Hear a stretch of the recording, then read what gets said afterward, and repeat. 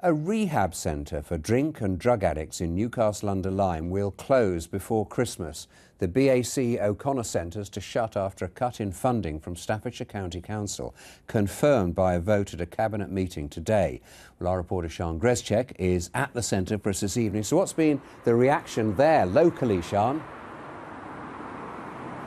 Well, Nick, to say campaigners are disappointed, I think, is an understatement this evening. Many of them decided to go to the council house to protest on the steps earlier on today before that vote.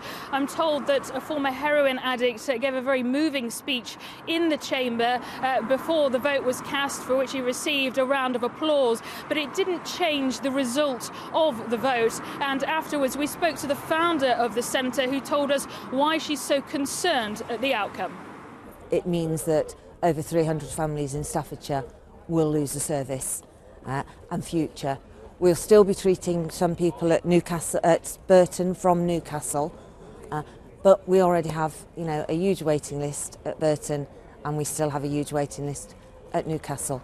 But everybody that's in treatment at the moment will finish that treatment at Burton. The council saying, Sian? Well, Nick, the Conservative leader of the council described this as an unavoidable decision. He said that that's down to the fact that they're facing a £15 million gap in funding from their government grant. But he said there would still be services that addicts would be able to access across Staffordshire. We will continue to fund drugs and alcohol services next year and the year after. We've got that commitment.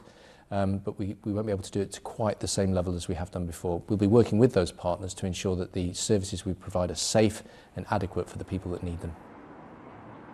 Well, the BAC O'Connor charity will still continue to run their centre over in Burton-upon-Trent, but there is concern this evening at just how quickly this centre will close just before Christmas. I spoke to a few people earlier. They say inside morale is very low this evening.